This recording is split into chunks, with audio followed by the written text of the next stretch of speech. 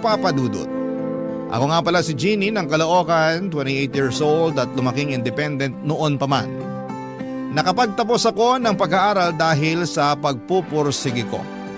Hindi ko nga na-enjoy ang college life ko dahil puro lamang ako pag-aaral at panay ang pagtanggi ko noon na sumama sa mga kaklase ko para makahinga at mag-enjoy. May goal kasi ako na makahanap kaagad ng trabaho at makapag-supply na ako ng luho para sa sarili ko. Nagawa ko naman sa awa at tulong ng Diyos. Pagkatapos kong magkolehiyo, Papa Dudut, agad akong nakapasok sa isang sikat na kumpanya. Malaki ang pasahod sa akin lalo't nakapagtapos ako bilang cum laude sa aming university. Masaya ako at nagbunga lahat ng pinaghirapan ko. At wala akong balak ihinto yun kahit sa konting pahinga lang. Wala pang isang taon ay nakabili na ako ng mga kailangan at luho ko. Nakaupa na rin ako ng magandang kondo na malapit sa trabaho ko. Bukod pa roon ay nakakapagsustento na ako sa mga magulang ko. Isa yon, Papa Dudut, sa goals ko. Wala na talaga akong naging problema sa career. Wala man akong karelasyon ay maayos naman ang kalagayan ko. Pero may isang tawang biglang magpaparamdam sa akin para baguhin ang mundo ko. Hindi ko siya manliligaw ha. Hindi ko karelasyon. Siya ang aking 60-year-old na ninang. Si Ninang Sally. At sa kwento ko sa inyo ngayong araw ay masusubok ang pasensya ko at ibang bagay na karugtong noon. Isang araw, Papa Dudut, ay bigla na lamang niya akong dinalaw sa kondo ko. Nagulat ako dahil nalaman niya kaagad kung saan ako nakatira kahit matagal na kaming hindi nakakapag-usap na dalawa, Papa Dudut.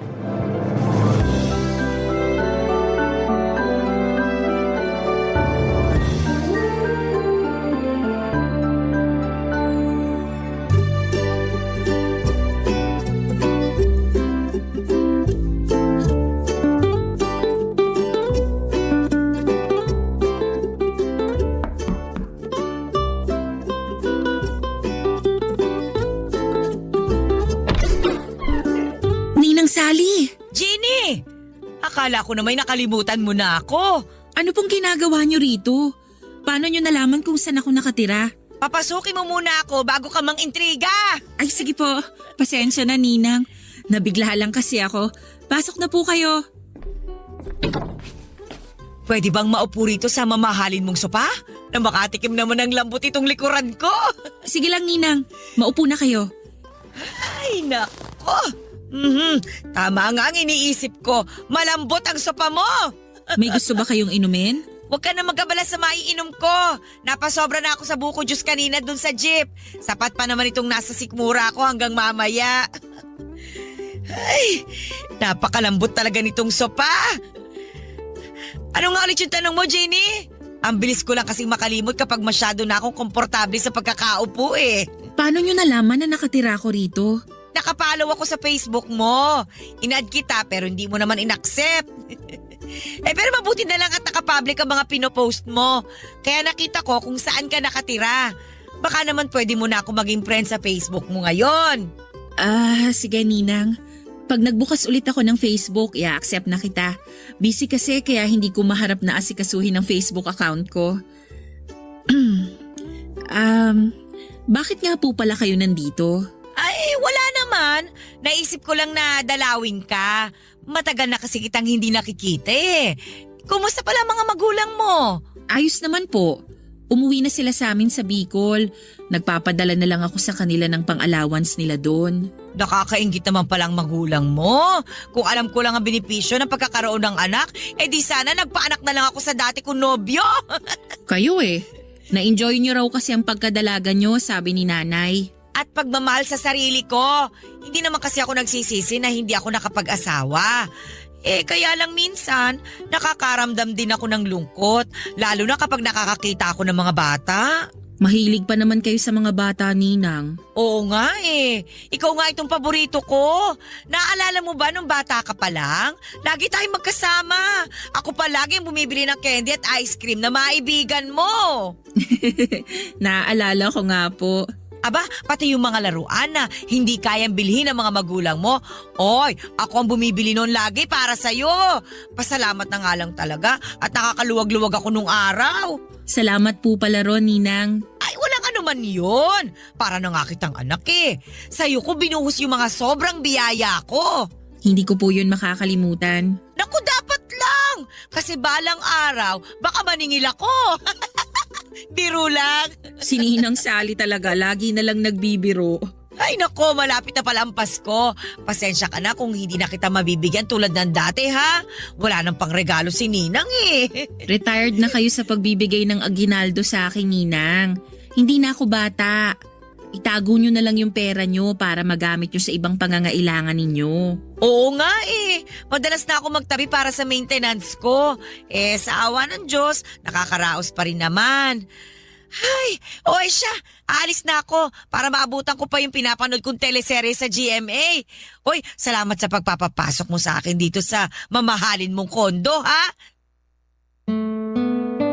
Tinulungan kong makatayo si Ninang Sally sa pagkakaupo niya sa sofa. Niyakap niya ako at sinabing proud siya sa akin dahil lumaki akong mabuti at hindi nakakalimot. Lalo pa raw siyang natuwa sa akin dahil umasenso na ako sa buhay. Hindi na raw ako aasa sa kanya sa candy at laruan. Natawa na lamang ako sa sinabi niya pero nakatulong yon para mas gumanda ang tingin ko sa sarili ko. May narating na talaga ako dahil hindi na ako palaasa sa itutulong ng ibang tao. Inalalayan ko na rin na lumabas si Ninang sa pinto at pagkatapos noon ay kinuha niya ang number ko para makausap ko raw siya kapag nakakaramdam siya ng lungkot. Ibinigay ko naman sa kanya para hindi na rin niya ako kulitin na i-add siya sa Facebook. Nang makuha na niya ang number ko ay umalis na rin siya. Noong nakaalis na si Ninang Sally ay naalala ko lang bigla ang naging buhay niya. Tulad ko ay umasenso rin siya noong kadalagahan niya. Kaya nga siguro ay hindi na siya nag-asawa pa dahil kontento na siya sa buhay na meron siya. Independent din siyang katulad ko at hindi umaasa sa iba. Doon ako napabilib sa kanya. Kaya lang isang araw ay binawi sa kanya mga biyaya niya. Nasangkot noon si Ninang sa isang pyramid scheme. Hindi naman siya ang may kagagawan pero nadamay siya. Doon na nawala ang pinaghirapan niya at mula noon ay nahirapan na siyang makabawi. Ang alam ko ay umalis din siya ng Metro Manila para manirahan sa probinsya. Kaya nawalan na rin ako ng contact sa kanya. Hindi ko nga alam na nakabalik na pala siya kung hindi siya dumalaw sa kondo ko. At mula nung dumalaw siya ay naging madalas ko na rin siyang nakikita at nakakausap. Tulad noong nakaraang Pasko, tinawagan niya ako sa cellphone ko, Papa Dudut.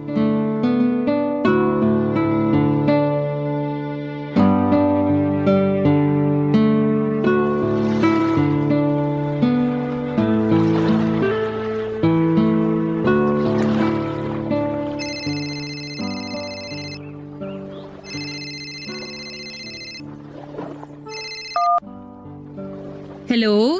Hello, Jenny! Ninang Sally? Oh, napatawag po kayo. Ay, Merry Christmas, Jenny! Merry Christmas din po, Ninang. Nasa kondo ka ba ngayon? Wala po, Ninang.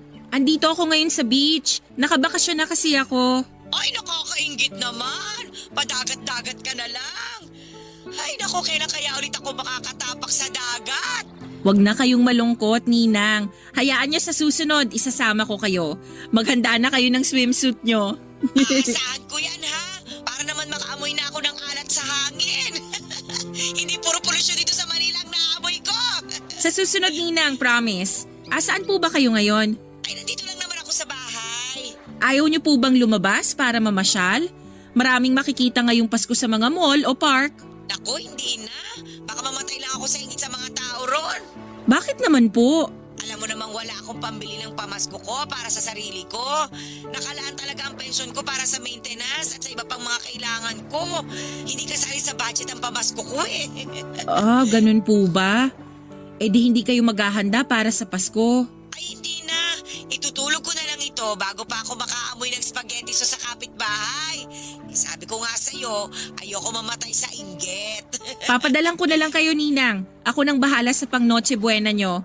Sabihin nyo sa akin kung saan ako magpapadala para makuha nyo na. Talaga ba? Hindi ba nakakahiya na humingi ng pamasko ang ninang sa inaanak? Parang baliktad naman yata yon. Ako naman ngayon ang magbibigay ng pamasko sa inyo, Ninang. Pasalamat ko na lang sa lahat ng candy at laruan na binigay nyo sa akin nung bata ako tuwing Pasko. Uy, naiiyak naman ako sa sinasabi mo ngayon, Jeannie. Akala ko itutulog ko na lang itong Pasko. Gising kayo hanggang madaling araw ng Pasko, Ninang. Sisiguraduhin kong ma-enjoy nyo ang handa nyo. Ay, napakaswerte ko naman sa'yo, Jeannie. Ay siya, sige. Ipadala mo na lang sa number ko ang perang panghanda ko. Magkano po ba ang gusto nyo? Pwede bang 10,000? 10,000? Pang Noche Buena? Ay, wag na nga. Mukhang sobra yung hinihingi ko.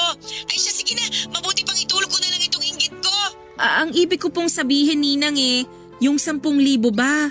Panghanda nyo lang? Hindi naman. Mag-isa lang naman ako eh. Sapat na yung 2K na panghanda ko para sa Pasko. Para po saan yung matitirang 8,000? Ipagsisini ko sana kinabukasan. Yung buong 8,000? Hindi naman, syempre. Yung iba kasi panghanda ko sa Three Kings Day. Three Kings Day? Pati yun ang selebrasyon ng Pasko, Jeannie. Pinagdiriwang ko rin yun bago ako magtanggal ng mga Christmas decor ko. Ngayon ko lang nalaman na dapat paghandaan ng Three Kings Day. Noche Buena at Medianoche lang kasi ang alam kong may paspageti at fruit salad Ay, ibahin mo ang kalendaryo ko. Kung sakaling maghahanda rin kayo sa Three Kings Day, parang sobra pa rin yung matitira sa inyo. Yung iba kasi gagamitin ko para mag-enjoy naman sa Valentine's Day. Ang advance nyo naman, Ninang. Malayo pa ang Pebrero. Gusto ko lang kasing magliwaliw at maging masaya sa Valentine's. Kahit minsan lang ba, para naman makalimutan kong single ako at walang pamilya. Dala nga po ng awa kay Ninang Sally ay nagpadala na ako kaagad ng 10,000 sa kanya. Nadaan ako sa pagpapaawa niya tungkol sa pagiging solo at single, hindi lang sa Pasko kundi sa Valentine's Day. Naisip ko na maliit lang din naman ang 10,000 kumpara sa 13 years na pinamaskuhan niya ako. Bukod nga doon, kahit na hindi Pasko ay nagbibigay din siya sa akin basta makikita niya ako. Pagkakuha nga niya ng pera sa akin ay tumawag siyang muli para magpasalamat. Panay ang iyak niya dahil yun daw ang unang beses matapos ang napakahabang panahon na nakahawak siya ng ganon kalaking pera. Kahit papaano ay gumaan ang loob ko dahil nakapagpasaya akong muli ng tao. Lalo na't si Ninang Sally yon, Papa Dudut. Siya na ang naging ikalawang ina ko noong bata pa lamang ako. Minsan lang naman kasi ang Pasko kaya baliwala na sa akin ang 10,000 binigay ko. Kinabukasan pagkatapos kaming makapag-usap ay tinawagan niya akong muli at nagulat ako dahil nagpapadagdag pa siya ng 500 pesos. Tinanong ko kung para saan. Ang sagot niya lang sa akin ay para sa pangdagdag niya sa pagpapagawa ng pustiso niya. Sinubukan kong sabihin sa kanya na mukhang kasya naman ang 10,000 binigay ko sa kanya para maisingit niya ang pagpapagawa ng pustiso niya, pero marami siyang sinabi na dahilan kaya hinayaan ko na lamang. Muli na naman ako nagpadala ng 500 piso. Akala ko ayun na ang huli, Papa Dudut, pero kahit natapos na ang Pasko, hindi ko inaasahan na muli siyang lalapit sa akin para muling humingi. At sa mga susunod na parte ng kwento ko ay malalaman ninyo kung gaano karami na ang hinihingi sa akin ni Ninang Sally kahit na hindi naman Pasko, Papa Dudut. Barangay Love Stories. Barangay Love Stories. Sa paglipas pa ng mga araw ay hindi na ako tinantanan ni Ninang Sally. Marami siyang nilalambing sa akin na gusto niyang mabili at hindi raw niya magawa dahil matanda na siya. At wala siyang pera bukod sa maliit na pensyon na nakukuha niya. Hindi naman ako makaangal noon dahil nauunahan ako palagi ng hiya. Hindi ako nakatanggi ang hirap lalo't lagi niyang binabanggit sa akin ang mga niregalo niya noong Pasko at lalong-lalo na yung mga binibigay niya sa akin kahit natapos na ang Disyembre. Para bang nagkaroon ako ng utang na loob at hindi ko alam kung paano ako makatatapos sa pagbabayad noon sa kanya. Maliit lang naman po yung mga hinihingi niya pagkatapos nung pinadala kong 10,000. Minsan 500 piso para pambayad ng kuryente, minsan naman ay 1,000 dahil na short daw siya sa pangbayad ng renta at meron naman yung tig 200 pesos para ipangbili ng merienda o di naman kaya ay bagong wallet dahil ayon sa kanya ay lagi siyang nakawawala o di naman kaya ay nabubutasan ng wallet. Alam na rin niya ang araw ng sahod ko at alam na rin niya kung kailan ako pwedeng tawagan para masagot ko. Sinubukan ko namang hindi sagutin noong una pero hindi niya ako tinitigilan hanggat hindi niya naririnig na mag-hello ako sa kabilang linya. At kapag hindi ko naman sinasagot, agad siyang pupunta sa kondo ko. Kapag hindi ko siya pinagbuksan, kapag nagpapanggap akong wala sa kondo ay tumatambay na lamang siya sa pintuan at inaabangan ako. Mas lalo niya akong kokonsensyahin noon dahil sa paghihintay niya ng matagal. Tulad na lamang nung isang beses, sinadya ko siyang hindi pagbuksan ng pintuan pero hindi na rin ako nakatiis. Dahil alam kong hindi siya uuwi hanggat hindi niya ako nakakausap at hindi ako humaharap sa kanya, Papa Dudut.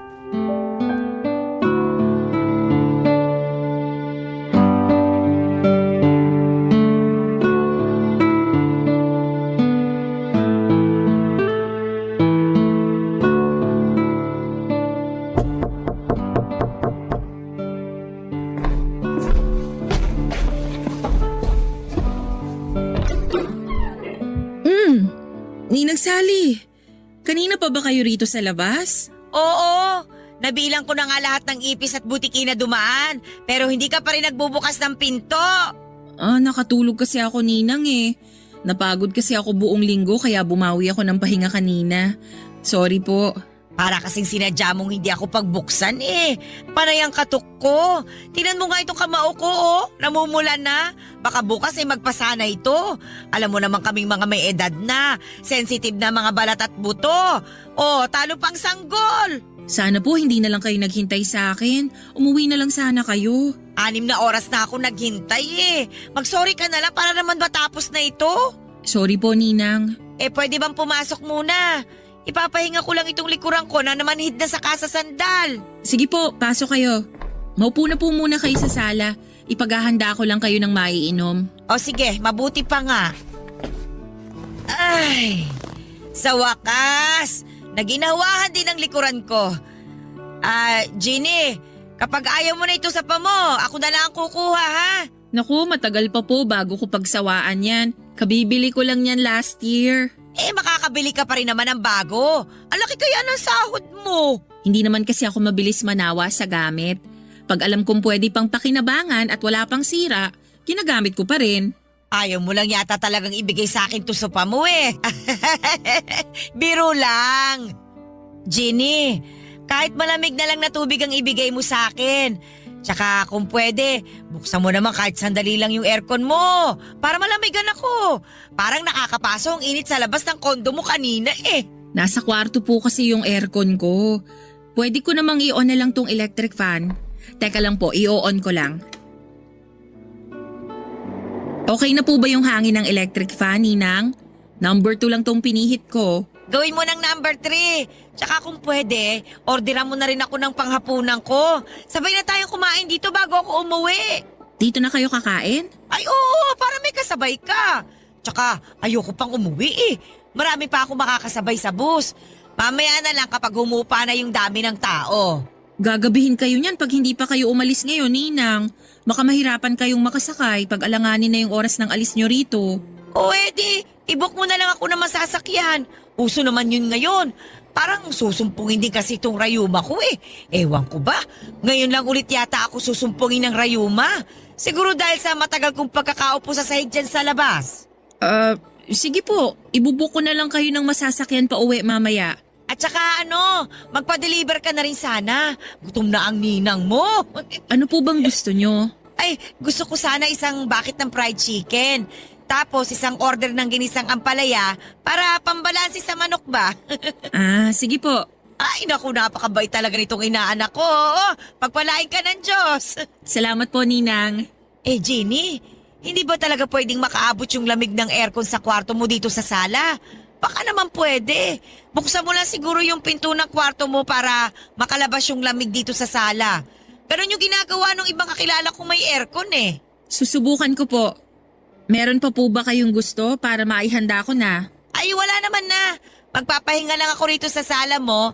Tapos, hihintayin ko na lang yung hapunan natin.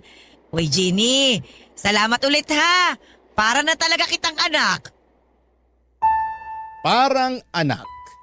Parang nag-init ang tenga ko sa sinabi ni Ninang Sally. Hindi na nga anak ang turing niya sa akin at para na akong bangko o ATM. Ay mali, para akong ninang sa aming dalawa dahil ako ang nagbibigay ng mga gusto niya. Napailing na lamang ako at sinikap na tanggalin ang inis ko habang papasok ako sa kwarto para iayos ang aircon na nire-request ni Ninang. Nagtitipid na nga ako ng kuryente pero dumating pa si Ninang para pataasin ang bill ko. Inisip ko na lamang isang gabi lang naman yon. Sana'y hindi na maulit pa. Pero alam kong niloloko ko lamang ang sarili ko. Alam kong uulit siya dahil may kasalanan din na roon. Hinayaan ko siyang makalapit ng husto sa akin. Hinayaan ko siyang ipamukha sa akin na minsan ay tinulungan niya ako. Hindi tuloy ako makaalis sa obligasyon ko sa kanya dahil doon. Sinamahan ko siya sa sala habang naghihintay sa hapunan namin, Papa Dudut. Marami na naman siyang kwento tungkol sa mga niregalo niya sa akin at hindi ko na nga tanda yung iba. Ang nakakalungkot lang ay tanda pa niya ang lahat. Ibig sabihin lamang noon para sa akin ay gusto niya yung isumbat sa akin balang araw. Lahat ng tinulong niya sa akin. At dumating na nga ang araw na yon na isumbat na niya ng pasimple ang mga ibinigay niya sa akin, Papa Dudut. Wala ko nagawa. Hindi ko naman masabi sa kanya na mali na ang ginagawa niya lalo't alam kong may pagkasensitive siya. Lagi nga niyang nakakasamaan ng loob noon si nanay dahil sa pagiging balat sibuyas nito.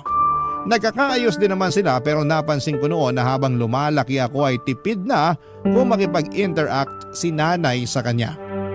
Noong nagkaedad lamang ako, nakaunawa kung bakit nagkaroon ng lamat ang relasyon nilang dalawa, Papa Dudut.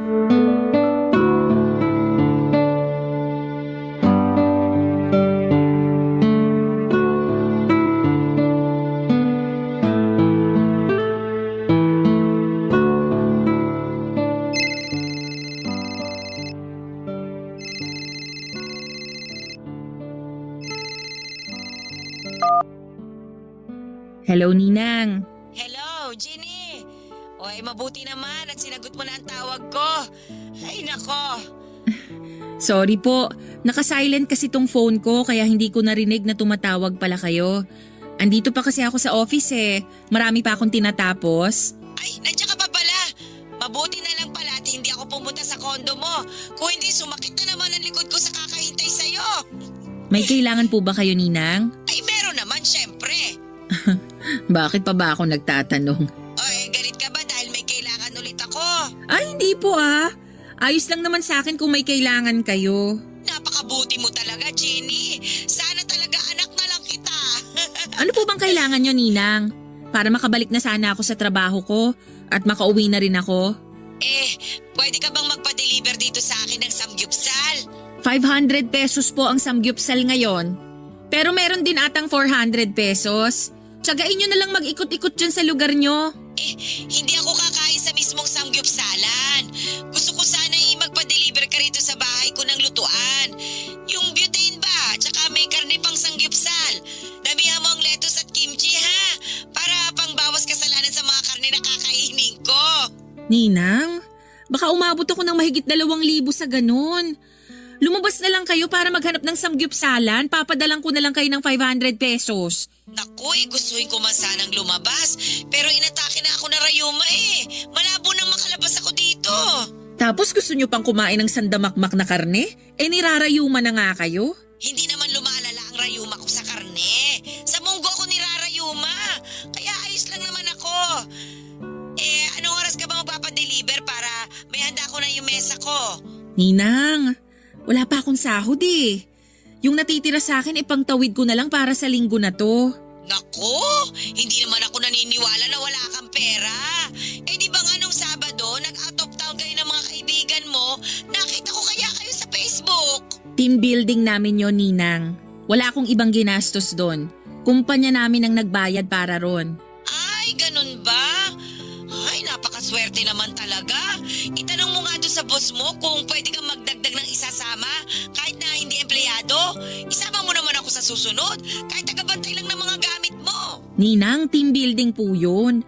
Para sa mga empleyado lang yun. Eh, sobra ka naman makataboy sa akin. Samantalang nung bata ka, kahit hindi ka invited sa mga birthday ng kakilala ko, abay sinasama kita para makakain ka na masarap. Iba naman kasi yun, Ninang. Ay, sige na nga po para makabawi na ako sa inyo. Magpapadeliver na ako ng mga kailangan nyo para sa samgyupsal. Mag-ready na kayo dyan. Sabi ko na nga ba't hindi ka tatanggi eh. Parang ayaw nyo rin naman kasing tinatanggihan kayo. Kasi minsan lang naman ako humiling, di ba? Parang di naman po. Ay, nararamdaman ko na parang masama ang loob mo. Hindi naman, Ninang. Siguro mas okay na huwag ka na lang magpa-deliver. Itutulog ko na nga lang itong kirot ng tuhod ko. Baka makatulong din naman na gutom ako para para ba mabawasan yung sakit. Pwede kaya yon? Huwag na kayong magtampo. Heto nga't naghahanap na ako ng o-orderan ng mga kailangan nyo para sa samgyupsal eh. Pa-order na rin ng soft drinks ha. Meron pa bang iba? Damihan mo na sana yung karne na o-orderin mo ha. Para may pangkain pa ako kinabukasan. Malamang sa malamang, hindi pa ako makakalabas nito. Gawa nga nitong rayuma ko. Nanginginig po ako noon habang kausap si Ninang Sally sa cellphone. Marami pa siyang ibang dinigta na kailangan niya. Nagpalambing na rin siya ng maliit na rice cooker dahil hindi na raw nakakaluto ng maayos ang lumang rice cooker niya. Sinabi rin niya na kung pwedeng ako na muna ang magbayad ng pangbili ng maintenance niya dahil malilate nang dating ang pension niya. Umoo na lamang ako ng umoo. Alam kong kasalanan ko na yon pero ano pa bang magagawa ko?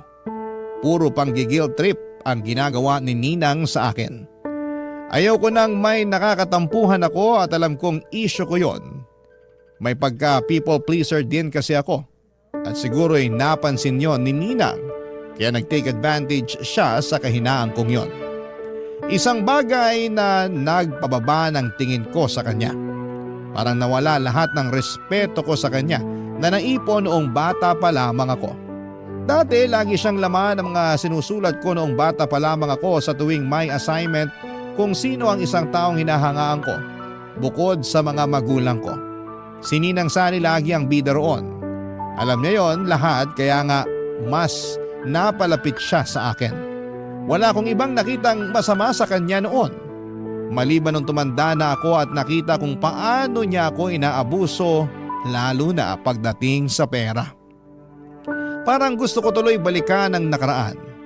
Balikan noong time na nagsusulat ako ng mabubuting bagay sa kanya.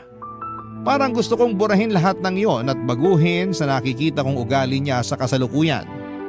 Pero alam kong wala na akong pwedeng magawa pa roon, Papa Dudut. Ang pwede ko na lamang gawin ay tanggapin na lamang na tumanda na ako at nakita ko na ang totoong ugali ng taong hinahangaan ko noon, Papa Dudut. Barangay Love Stories. Barangay Love Stories. Nagpatuloy pa rin si Ninang Sally sa paghingi. Hindi siya makaramdam na dapat ay umawat na siya sa kakahingi. Hindi ko talaga alam kung saan siya noon nakakakuha ng lakas ng loob at kapal ng pagmumukha niya para patuloy na isahod ang kamay niya sa akin. Hindi ko nga magawang isumbong yon kina nanay at tatay ang ginagawa ni Ninang. Alam kong kagagalitan lamang nila ako at paniguradong magtatampo pa nga ang mga yon dahil parang mas malaki pa nga ang nakukuha ni Ninang Sally kesa sa kanilang mga magulang ko. Yun na rin ang naging dahilan ko noong mga sumunod kung bakit iniiwasan ko na si Ninang. Patuloy ko lang na iniisip na mas importante at mas dapat kong bigyan ang mga magulang ko kesa sa kanya. Nakakayangang isipin para kay Ninang dahil mas demanding pa nga siya kesa sa mga magulang ko. Ang mga magulang ko kung ano lang ang iabot ko ay pagpapasalamat na nila yon at makokontento. Pero iba si Ninang Sally. Hindi siya marunong makontento hanggat alam niyang unlimited ang tsansa para makahingi sa akin ay inaabuso niya ang pagkakataong yon. Isang araw ay nagpigil na talaga akong sagutin ang mga tawag niya. Kahit na anong katok niya noon sa kondo ko ay hindi ko na rin siya pinagbubuksan. Tiniis kong hindi makaramdam ng konsensya sa tuwing napapakinggan ko ang hirap niya sa pagkatok. Napapagod din naman siya at umaalis na. Umuulit nga lang siyang pumunta kinabukasan pero ganoon pa rin ang ginagawa ko kahit mabulok na ako sa loob ng kwarto ko sa kondo. Hindi ako lumalabas para maiwasan na siya. Alam kong mapapagod din siya at makakaramdam na. Hanggang sa isang araw ay hindi na niya ako tinawagan sa cellphone, isang araw ay hindi na siya kumatok pa sa kondo ko. Nakahinga na ako ng maluwag. Hanggang isang araw, sa trabaho ko na siya biglang nagpakita.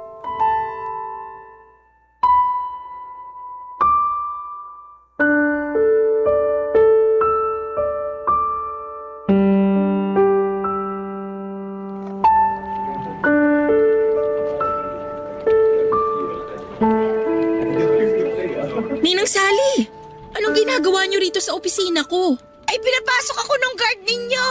Sabi ko kasi sa kanya, ako ang nanay mo at may iaabot lang ako.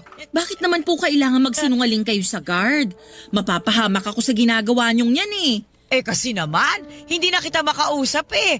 Panay ang tawag ko sa'yo, pero hindi ka naman sumasagot. Busy kasi ako, Ninang. Halos hindi ko na nga mahawakan ng cellphone ko kasi puro na lang ako computer dito sa trabaho. Eh ano bang rason mo kung bakit hindi mo ako pinagbubuksan ng pinto doon sa kondo mo?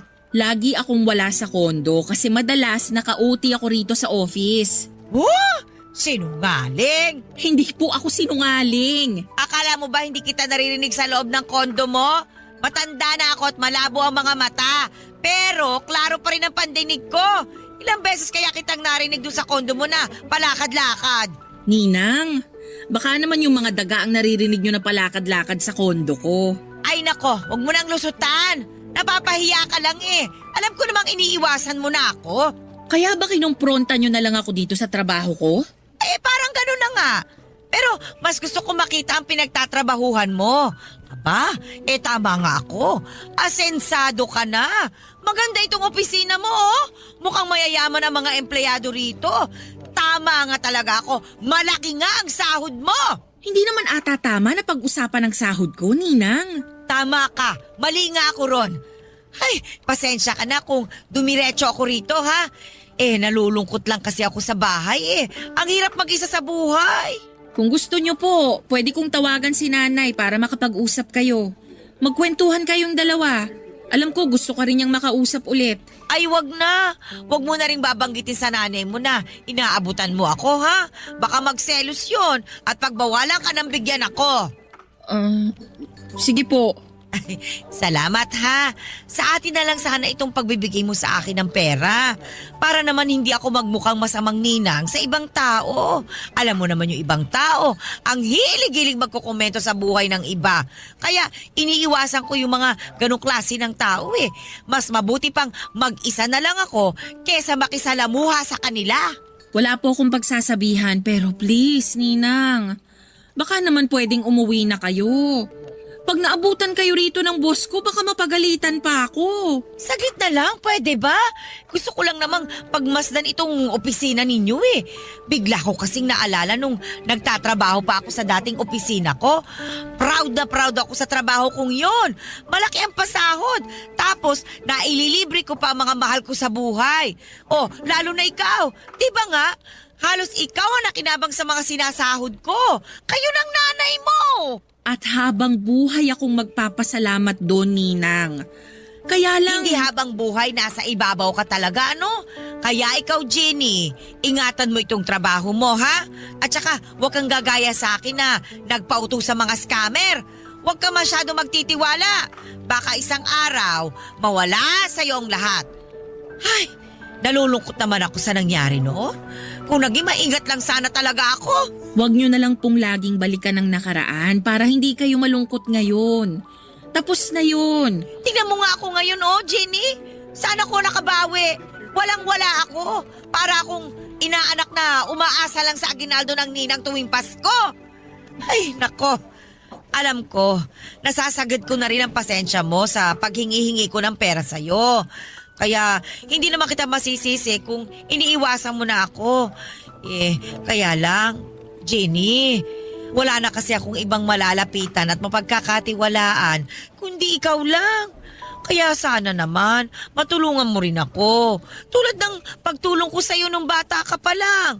Konti na lang naman ang ilalagi ko rito sa mundo eh. Sana makatulong ka para medyo guminhawa naman ng konti ang mga natitirang araw ko bago man lang ako bawian ng buhay. Nakaramdam ako ng kurot sa mga sinabi ni Ninang Sally. Alam kong madalas nagtutunog nangongonsensya lamang siya. Pero nang pagkakataong yon ay naramdaman ko talaga ang lungkot niya. Ramdam kong balak na niyang sukuan ang laban niya sa buhay. Sa totoo lang ay mukhang sinukuan na talaga niya ang buhay. Mula nung nasangkot siya sa pyramid scheming ay hindi na siya naglakas pa ng loob na ilaban ang kanyang sarili. Hinayaan na lamang niya ang lahat. Nawala yung dating siya, yung masiyahin at matulungin. Matapos siyang masangkot doon kahit piso ay hindi niya iaabot sa mga pulubi. Hindi ko naman siya masisisi at masyadong masakit ang nangyari sa kanya noon. Pero sana'y lumaban pa rin siya ngayon. Kahit sabihing matanda na siya at inihintay na lamang niyang mawala siya sa mundo ay may dahilan pa rin naman para magpatuloy. Kaya lang parang ayaw na nga niya. Siguro dahil nga sa dinidibdib niya masyado ang pagkatalo niya. Nadala na naman ako ng awa sa kanya. Kaya kahit na hindi nga siya humihingi ng pera noon ay inabutan ko pa rin siya ng 500 pesos. Sinabi ko sa kanya na mamasyal muna siya sa mall at kumain na lang doon. Kahit sa food court lang kung anuman ang magkakasya sa inabot ko. Para lang mawala ng lungkot niya kahit na ilang oras lang. Niyakap niya ako at nagpasalamat. Pagkatapos noon ay umalis na rin siya at sinunod na niya ang payo ko. Nagbalik na ako sa trabaho at alam kong magpapatuloy muli ang cycle ng pagtulong ko kay Ninang Sally. Nagkatotoo naman dahil kinabukasan ay muli niya akong pinuntahan sa kondo. Pinagbuksan ko na siya noon at ayoko na rin magtago pa. Papadudot.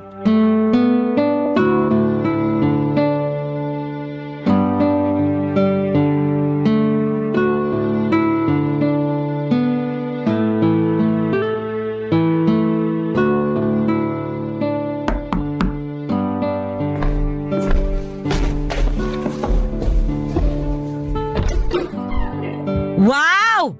Hindi mo na ako tinataguan, ha? Pinagbuksan mo na rin ako ng pinto. Pasok po kayo, Ninang. Ay, salamat, Jenny. Maupo na po kayo sa paborito ninyong sofa. Alam kong na-miss nyo yan. Gustuhin ko man, pero napagod na ako sa kakaupo sa jeep kanina. Inabutan ba naman ako ng matinding traffic? Kaya tatayo na lang muna ako. Sige po, kayong bahala. May gusto po ba kayong kainin? May natitira pa akong sisig sa ref. Pwede kong initin para makakain kayo. Ay, hindi na. Nakakahiya naman.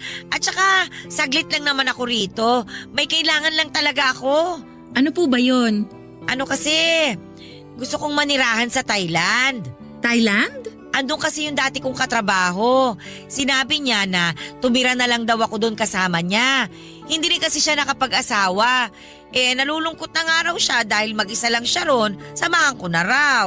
Pwede naman po para bagong environment sa inyo. Saka baka ron kayo makapagsimula ng bagong buhay. Yan din nga ang iniisip ko.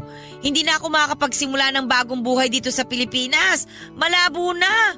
Kaya baka sa ibang bansa na ang swerte ko. Susuportahan kita, Ninang. Tama, lumipat na kayo ron. Susuportahan mo talaga ako? Full support naman ako sa mga desisyon nyo sa buhay, Ninang eh. Pwede bang suportahan mo rin ako sa mga gastusin ko sa pagpunta ron sa Thailand? Po? Bigyan mo ako ng pera para maproseso ko yung pagtira ko sa Thailand. O kaya naman, kahit bigyan mo lang ako ng 50,000 para pamasahe ko. At saka, ekstrang pera na rin habang hindi ko pa alam ang gagawin ko ron. Pwede naman ako mag-TNT doon, di ba? Marami namang gumagawa noon. Gusto nyo pa talagang maging illegal ang pagstay nyo sa Thailand? Kung pang illegal lang ang aabuti ng budget mo, tatanggapin ko na lang. Ako na lang ang didiskarte para maging legal balang araw ang paninirahan ko ron. Siguro naman sapat na yung 50 mil na ibibigay mo. Pero kung may extra ka, 60 mil mo na. Ang hirap kayang mabitin doon. Wala kasi akong ganyang halaga sa bangko ko, Ninang. Ganun ba? Paano kaya kung mag-loan ka na lang? Kasi papayagan ka naman kagad ng bangko mo na umutang. Lalo na kapag nalamang maganda ang trabaho mo. Ayoko pong magkaroon ng utang, Ninang. Huli na naman ito, Jenny. Makakahinga na rin ang bulsa mo kapag nakaalis na ako ng Pinas. Pag wala na ako rito, makakaipon ka na. Hindi mo na ako poproblemahin. Hindi na ako hihingi eh. Dapat nga po hindi ko na kayo pinoproblema eh. Kasi hindi ko naman po kayo obligasyon. Ang sakit mo namang magsalita. Nagsasabi lang po ako ng totoo. Gusto mo rin ba akong magsabi ng totoo? Alam mo ba, nung bata ka pa lang, umutang sa akin ang nanay mo para ipang negosyo nila ng tatay mo. 20 milyon, tanda ko pa. Ang sabi niya, babayaran daw ako pag lumago na yung negosyo nila ng tatay mo. Pero hindi nangyari yon.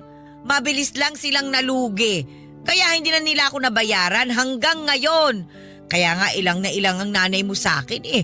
Dahil alam niyang may atraso pa sila ng tatay mo sa akin. Pero hindi ko na siningil pa yon. Hinayaan ko na lang. Kahit nga ako na yung nawala noon, hindi ko pa rin sila nilapitan kasi alam kong wala rin naman silang maibabalik sa akin. Tulong ko na yun sa kanila. Hindi ko na iniisip na utang nila yun sa akin. Ay, hindi ko po alam ang tungkol dyan, Ninang. Wala naman po silang nabanggit sa akin. Sorry po. Hindi mo nga talaga malalaman kasi bata ka pa naman noon. Paglalaro lang naman ang alam mo at paghingi sa akin ng candy at laruan sa tuwing nakikita mo ako. Gustuhin ko mang masuklian lahat ng ginawa at binigay niyo sa akin noon. Pero hindi ko po kaya. Sana maintindihan niyo po. Ay nako, paano na kaya ako? Paano ako makakapunta nito sa Thailand? Bigla akong nahiya nang malaman kong malaki pala ang naging utang ni nanay kay Ninang. Para ako nakonsensya dahil sa mga nalaman ko. Kaya naman pala umiiwas si nanay kay Ninang dahil may atraso sila noon. Mali ang balitang nakarating sa akin na masyado raw sensitive si Ninang. Kaya iniiwasan siya ni nanay. Gusto kong makaramdam noon ng inis sa mga magulang ko pero matatanda na rin sila at kailangan na rin ng pangunawa. Parang ako talagang naipit sa sitwasyon nila. Hindi ko naman kasalanan ng mga nangyari pero parang ako ang umako sa pagbabayad ng lahat. Kaya pala malakas ang loob ni Ninang Sally na humingi ng humingi sa akin dahil alam niyang may karapatan siyang gawin yon. Dahil may utang ang mga magulang ko sa kanya. Malaking halaga na nga ang naibigay ko sa kanya noon at pwedeng masabing bayad or bayad na dapat ang utang ng mga magulang ko sa kanya. Kaya lang sa puso ko, parang gusto ko pa siyang tulungan. Kaya naman nag-decide ako na sa huling beses ay bigyan ko siyang muni ng aginaldo. Kahit na hindi Pasko at hindi ako ang inaanak. Nag-loan ako ng 50,000 pesos para panimula niya. Nagpasalamat siya sa akin at sinabing hindi na niya ako gagambalain pa pagkatapos noon. Nang nakaalis na siya ng bansa, saka ako kinausap ang mga magulang ko tungkol sa utang nila kay Ninang Sally at doon ko nalaman na hindi pala totoo ang sinasabi ni Ninang na utang nila. Gumawa lang pala siya ng kwento para kaawaan ko siya at abutan ng pera. Galit na galit si nanay noong nalaman niyang nagbigay ako ng 50,000 pesos kay Ninang. Sumama tuloy ang loob ko sa mga nalaman ko at maraming proof si nanay na hindi totoo ang sinasabi noon ni Ninang Sally. Kaya naman minessage ko si Ninang sa Facebook niya kaya lang hindi na po siya nag-reply pa. Blinak na lamang niya ako at patunay na nagsisinungaling po siya sa akin. Mahigit 2 taon na ang nakakaraan mula noong naloko ako ni Ninang. Pero hanggang ngayon ay may bitbit pa rin po akong sama ng loob sa kanya. Tinangay niya ang 50,000 pesos ko. Kasama na rin ang pagtitiwala ko. Ano ba sa tingin ninyo ang pwede kong gawin? Gusto ko sanang mabawi ang 50,000 sa kanya at pagbayarin siya sa mga ginawa niya sa akin pero hindi ko alam kung nasaan siya ngayon. Ano ba ang dapat na gawin ko? Sana po ay matulungan po ninyo ako. Ako ang inyong kabarangay habang buhay at forever, Jeannie. Dear Papa Dudut, magandang tanghali po sa inyo at sa mga kabarangay natin. Ako po si Desa, senior na po ako. Naging libangan ko na tuwing tanghalian ang makinig sa inyong programa at maraming beses na akong naiyak. Napahalakhak ng tawa at na-stress sa mga kwentong ibinabahagi dito sa Barangay Love Stories. Sabi ko nga minsan ay grabe naman ang nangyayari kay Sender. Kawawa naman at napakatanga naman. Pero napapaisip ako, ang buhay ko pala ay pwedeng itampok sa programa ninyo kaya sumulat ako dahil nais kong ibahagi ang kwento ng buhay ko na para bang kinuha mula sa isang teleserye. Hindi ko na po alam kung tatawa o iiyak ako sa mga nangyayari kaya naisipan ko na lamang na sumulat sa inyo.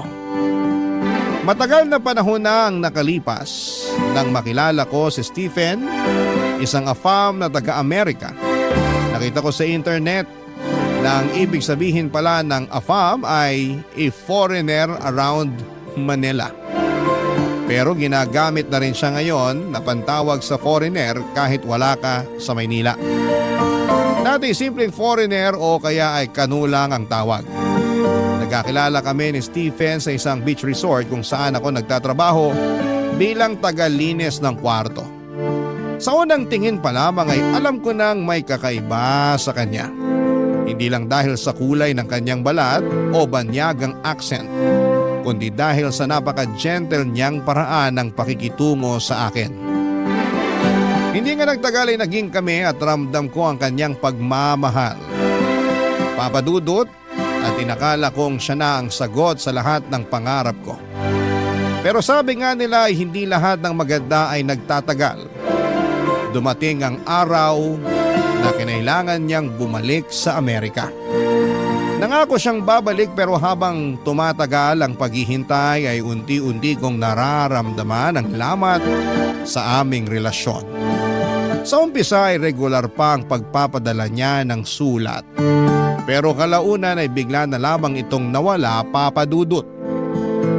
Naiwan akong nagmumukmok, nagtatanong sa sarili ko kung ano ang pagkukulang ko. Bakit hindi na siya sumusulat sa akin? At dito na nga pumasok sa eksena si Edward. Si Edward ay matagal ko nang kilala. Kaibigan siya ng pinsan ko at matagal nang umaaligid sa akin. Noong una ay hindi ko siya pinapansin dahil mahal na mahal ko nga si Stephen. Pero sa mga pagkakataong umiiyak ako dahil sa kawalan ng balita mula kay Stephen, si Edward ang laging nariyan sa tabi ko. Siya ang nagpapatawa sa akin at umaalalay kapag bumibigat na ang loob ko. Hindi ko maitatangging napapalapit na rin ang loob ko sa kanya, Papadudut.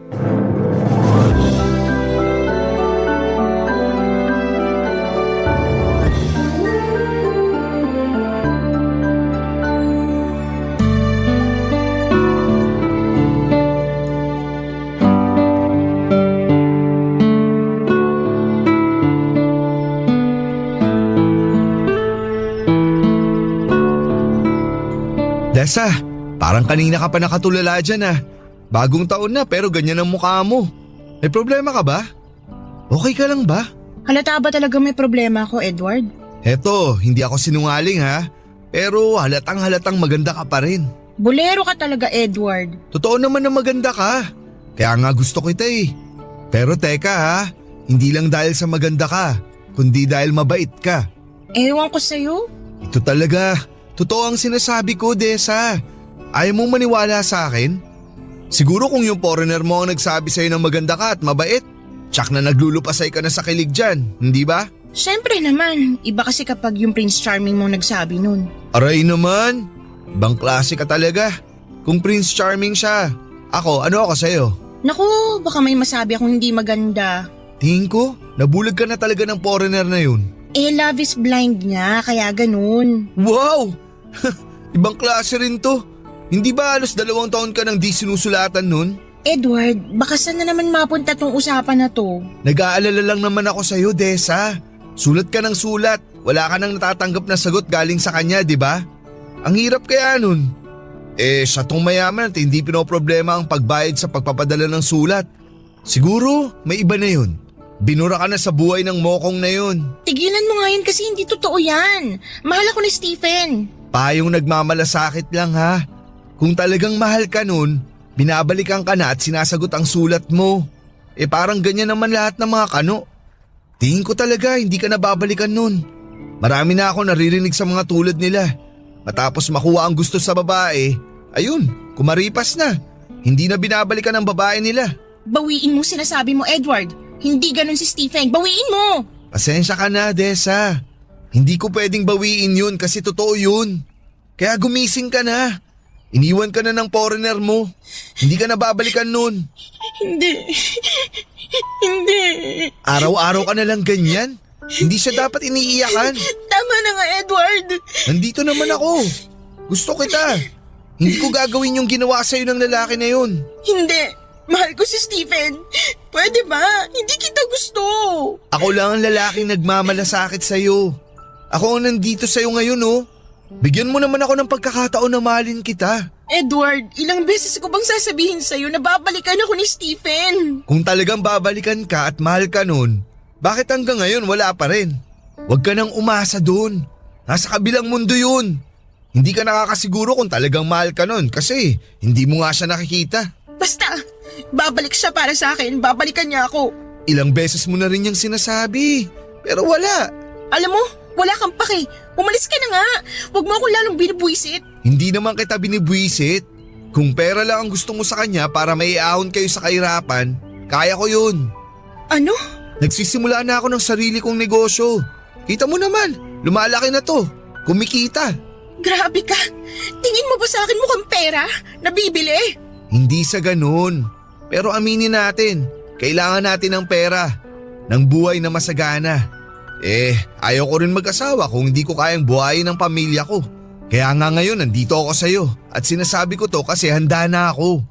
Kaya na kitang buhayin at ang mga magiging anak natin. Edward, pasensya ka na ha. Pero si Stephen ang mahal ko. Siya lang. Tsaka gusto ko talaga na iisang lalaki lang. Teka, pasensya ka na sa sasabihin ko. Pwede kasing pampalipas oras ka lang ng Stephen na yun. Basta ako, mahal kita. Nandito lang ako para sa'yo. Grabe ka. Sa totoo lang talaga tayo, Desa. Basta, nandito lang ako. Ilang beses na ako nagsabi sa'yo na gusto kita. Hindi man asultong mga mata ko, pero sa'yo lang tumitingin to. Pero, hindi rin pwede na maghihintay ako sa wala. Kaya pag-isipan mo na tong aloko.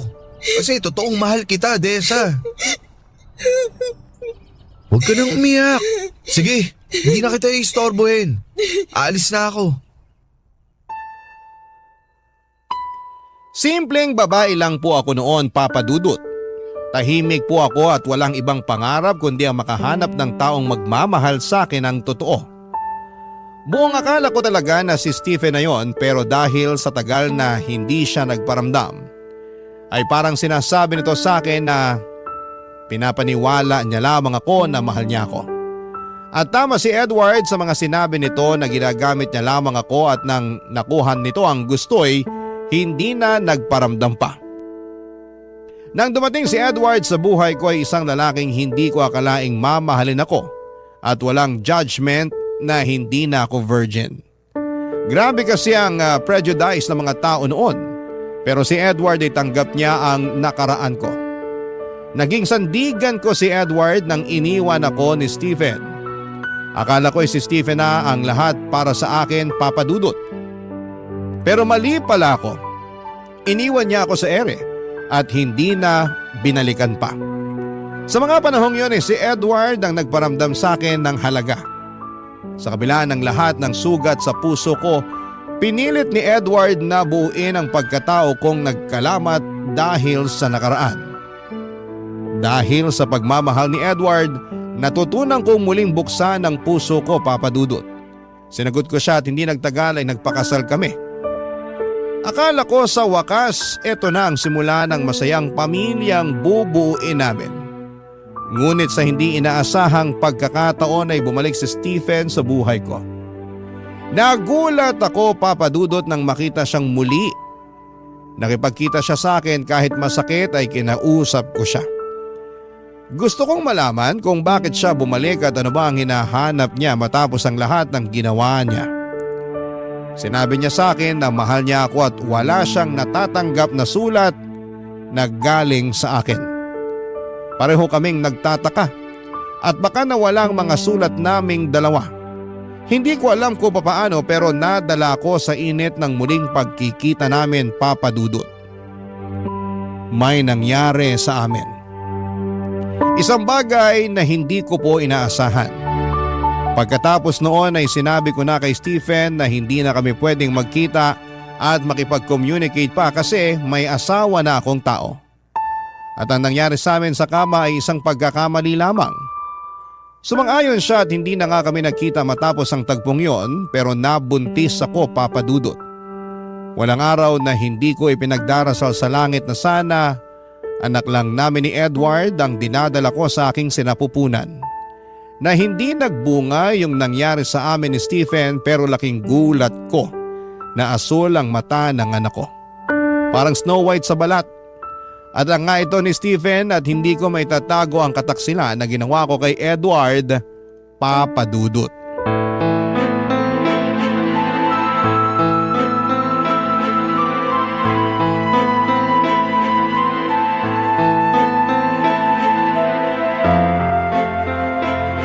Han, kausapin mo naman ako. Paano mo nagawa sa akin to? Paano? Sorry. Pinagmumukha mo akong tanga. Han, huwag kang sumigaw, baka magising yung bata sa kwarto. Anong kaibangan tong ginawa mo? Ano na lang sasabihin ng mga tao? Nasalisayan ako ng isang kano? Wow! Han, sorry na. Sorry? Kaya ba ng sorry mo na bawiin ang lahat? Ginawa ko naman ang lahat, Desa. Naging mabuti akong asawa sa'yo. Ayoko sanang sabihin to pero naging mabuti ang kalagayan mo nang pinakasalan kita. Nagsumikap ako para maging maayos ang buhay natin. Naging tapat ako sa'yo pero ito ang igaganti mo sa akin? Gusto ko lang naman kausapin siya. Yun lang naman ang dahilan kung bakit ako nakipagkita sa kanya eh. Gusto ko lang malaman kung bakit hindi niya sinasagot yung mga sulat ko noon. Nagkita pala talaga kayo ng kanong yun? Nagpauto ka naman sa mga sinabi niya. Tapos tumihaya ka. Hindi pa ba ako sapat? Gusto mo talaga sa ganung lalaki? Ibang klase ka rin talaga. Anong pinagkaiba mo sa ibang babaeng nagbebenta ng aliw? Sa ginawa mo, mas masahol ka pa sa kanila. May gana ka pang sampalin ako? Ikaw tong nagtaksil? Ikaw tong nangloko sa akin? Hindi ako bayaran, Edward. Eh kung hindi ka bayaran, anong ginawa mo? Di ka bayaran. Alam ko na kung ano ka. Makati ka. Nagpakamot ka sa lalaking yon kahit may asawa ka na. Marumi kang babae. Pinagtaksilan mo ako. Sorry na. Natukso lang ako. Lintik na dahilan yan. Ano? Natukso tapos nagumpugan kayo sa kama? Tapos ayun, nakalunok ka ng bola at lumaki ang tiyan mo. Tapos eto, tingnan mo yung anak mo. Kulay pa lang ng mga mata, kitang-kita na ang pagtataksil mo sa akin. Anong klase kang asawa? Oo na, mali na ako. Mali ang ginawa ko. Akala ko kasi... Pinigilan ko naman ang sarili ko eh. Hindi ko alam kung bakit pumayag pa rin ako makipagsiping sa kanya. Pero matapos namin ginawa yun, sabi ko sa kanya na yun na talaga ang huli namin pagkikita dahil may asawa na ako. Dahil ayoko magkasala pa. Isang beses nyo lang ginawa tapos nakabuo agad. Ang talas pala ng anong yun. Eh di doon ka na. Grabe naman yung matras mo na yan. Gusto talagang magpalahi. Gusto mo palakpakan kita, Desa? Magtatawag ako ng mga kapitbahay para pumalakpak kami sa ginawa ninyo. Edward. Saka isang beses o maraming beses man yan, nagkasala ka. Nagtaksil ka at yung anak mong yan ang ebidensya ng pagtataksil mo sa akin. Edward, patawad. Ang sakit, Desa. Hindi mo alam kung gaano kasakit. Hindi kita masisisi kung galit ka. Siguro nga, maghiwalay na lang tayo. Hindi akong babae para sa'yo. Ano? Kasi nga ang bait-bait mo sa akin eh. Ginawa mong lahat para sa akin pero itong sinukli ko. Ayoko naman na magsama tayo at araw-araw mo ipapamukha sa akin ang nagawa ko. Ayoko na araw-araw na makikita mong anak ko sa pagkakasala. Kaya siguro, maghiwalay na lang tayo. Hindi! Hindi tayo pwede maghiwalay! Pero, nagkasala ako sa'yo. Nagtaksil ako. Sandali! Huwag tayo magpadalos-dalos! Hindi ko rin kayang mawala ka! Anong gagawin ko? Wala na akong mukhang ihaharap sa'yo at sa pamilya mo. Tsak na magiging pulutan tayo ng mga chismis ng kapitbahay. Teka lang, may nakaalam ba na nagkita kayo ng kanuna yon? Yung kapatid ko, siya lang ang may alam. Ayaw ko maghiwalay tayo. Basta ipangako mo sa akin na hindi ka nagagawa pa ng bagay na ikakasama at ikakasira ng relasyon natin. Han? Mahal mo naman ako, hindi ba? Oo naman, mahal kita. Kalimutan na natin ang lahat. Hindi ko kayang mawala ka sa piling ko. Pero, paano ang bata? Paano ang itsura niya? Pwedeng sabihin natin pinaglihim mo siya sa biren sa simbahan. Parati ka namang nasa simbahan eh. Ano? Yan ang sasabihin natin. Anak ko yung batang inuluwal mo. Ako ang ama, pero ipinaglihim mo siya sa mga santo. Kaya naging ganun ang itsura ng anak natin. Nagulat ako sa mga pahayag ni Edward ng gabing yon, Papa Dudut. Mahal na mahal ako ng asawa kong si Edward pero nasaktan ko siya ng todo dahil sa isang katotohanan na hindi ko na kayang itago. Masakit kay Edward na malaman na iba ang ama ng anak namin.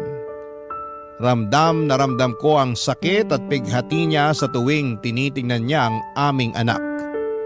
Wala akong magawa kundi ang umiyak at tumingin ng tawad sa kanya, Papa Dudut. Hindi ko rin kayang saktan si Edward ng tuluyan lalo na't alam kong mahal na mahal niya ako. Kahit pa masakit para sa kanyang nangyari ay sinabi niyang hindi niya ako kayang iwanan.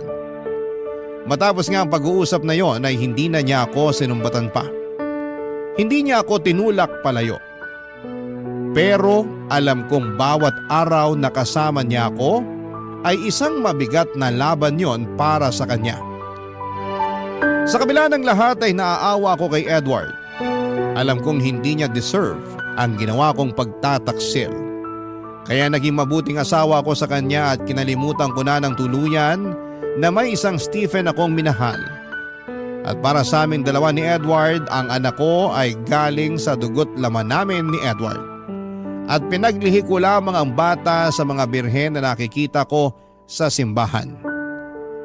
Siguro ay nakuha ni Edward ang ideya na ito noong pinag-aaralan niya sa high school yung tungkol kay Maria Clara sa libro ni Dr.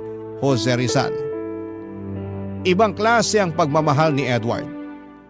Walang katumbas ang paglimot niya sa mga kasalanan ko at pagpatuloy sa pag-ibig na kanyang ibinigay sa akin ng mga panahon na kahit nasasaktan siya ay patuloy pa rin siya sa pagmamahal, Papa Dudut. Barangay Love Stories. Barangay Love Stories. Papa Dudut, si Edward po ay hindi lamang asawa ko. Naging tagapagligtas ko siya sa pinakamadilim na bahagi ng buhay ko. Sa kabila ng pagkakamali ko ay tinanggap niya ang lahat. Siya ang tumayong ama kay Scarlett kahit alam niyang hindi niya ito dugo. Hindi niya kailanman itinuring na hadlang ang katotohanan yon. Sa halip ay niyakap niya si Scarlett na parabang siya mismo ang nagbigay buhay sa kanya. Hindi ko kayang sukatin ang laki ng sakripisyo ni Edward para sa amin. Napakabuti niyang tao at kahit gaano kasakit ang nagawa ko, pinili niyang manatili para maging asawa ko at ama ni Scarlett. Hindi na namin pinag-usapan pa ang tungkol sa aking pagkakamali. Hindi dahil sa pag-iwas kundi dahil mas pinili naming ituon ang panahon at lakas namin sa mga bagay na mas mahalaga. Sa pag-aalaga kay Scarlett at sa muling pagbuo ng aming pamilya, ang sentro ng aming mga oras. Sa kabila ng mga bulong-bulungan ng mga kapitbahay sa tunay na ama ni Scarlett ay hindi nagpatinag si Edward. Pinangalandakan niya sa lahat na anak niya si Scarlett at pinagbantaan pa. Nakakasuhan ang mga nagsasabing hindi niya anak si Scarlett.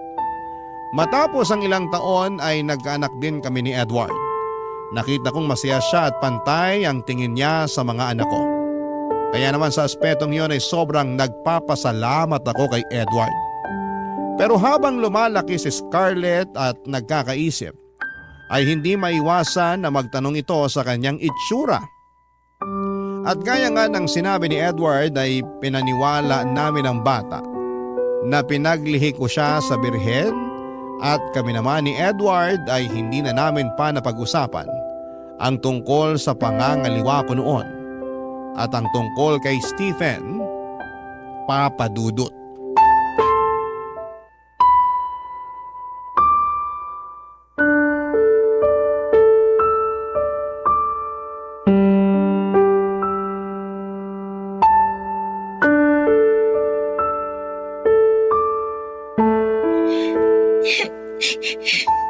Scarlett, anong nangyayari sa'yo? Bakit ka umiiyak? Ma? Anak niyo po ba talaga ako? Bakit mo naman natanong yan? Oo, anak kita. Siyempre naman. Hindi niyo po ba ako napulot sa basurahan? Ay, ikaw talagang bata ka. May maganda bang bata na iniwan lang sa basurahan? Hindi kita napulot sa basurahan, anak. Galing ka sa tummy ni Mama. Anak ka namin ng papa mo. Kaya tumahang ka na, okay? Pero sabi ng mga kalaro ko, hindi daw ako Pinoy. Kaya hindi niyo ako anak. Sino ba yung mga kalaro mo na yan para masabihan ko na mali ang sinasabi nila? Tsaka, huwag ka nang makipaglaro sa kanila. Sa mga bunsong kapatid mo na lang ikaw makipaglaro. Ha? Sila dapat ang kalaro mo. Ang gusto ko, girls ang kalaro ko, Ma. Ah, sabihan ko ang pinsan mong si Meryl na pumunta dito sa bahay para makipaglaro sa'yo, ha? Bibili kita ng panibagong manika, okay? Sige po, Ma. Kaya tumahan ka na. Ikaw talaga, nagpapapaniwala ka sa mga yun. Mama, may iba pa po silang sinasabi. Parati nga nila akong tinutukso talaga. Ano na naman? Ang sabi nila, Amerikana daw ako. Blue daw kasi yung mata ko eh. Tsaka ang puti-puti ko. Naku, naiinggit lang yung mga yun sa'yo kasi you're a princess. Ganyan kaya kulay ng mga mata ng mga manika, di ba? Alam mo, may kukwento ako sa'yo kung bakit ganyan ka kaganda. Gusto mo bang marinig? Opo, Ma. Halika rito. Dito ka sa tabi ko. Gusto kong niyayakap ang baby ko kapag nagkukwento ako eh. Alam mo anak, mahal na mahal ko ang papa mo. Kaya pinakasalan ko siya. Nakita mo yung picture na nakasabit sa baba? Yung puti po ang damit ninyo na parang Reyna po? Tama! Yon ang pinakamasayang araw ko para akong reyna at yung papa mo naman ang hari. Tapos syempre, nagdasal talaga ako noon para biyayaan ako ng magandang anak. At doon nga ako nagdasal sa birhen hanggang sa nabuntis ako. Dito ka sa tiyan ko. Parang yung baby brother ko nung nasa tiyan mo pa po siya? Ganun na nga. At habang pinagbubuntis kita, parati kong tinitingnan yung mga birhen sa simbahan. Ang gaganda nila, ang puputi at ang pupungay ng mga mata. Doon kita pinaglihi, kaya nang lumabas ka sa tiyan ko, sabi ko, parang birhen ang baby girl ko. Ah, kaya pala ako ganito, Ma. Sa inyo talaga ako galing? Siyempre, dito ka sa tummy ni Mama. Naniniwala ka na ba? Opo, Ma. Naku, parang ang seryoso ng mag-ina ko ah. Ano bang pinag-uusapan yung dalawa? Papa, kinuwento ni Mama na pinaglihi daw po ako sa santo. Kaya ganito po yung itsura ko. Ah, oo anak ko. Kaya ang ganda-ganda mo. Pakis nga ako sa baby ko. Naku, maganda ka nga baby. Pero amoy araw ka naman. Maghapon ka bang naglaro? Opo. Naku, kailangan mo nang maligo baby. Sige na, maligo ka na. Big girl ka na, di ba? Sige na, baka mahilo pa si Papa sa amoy mo. Sige po, Papa. Maliligo na ako.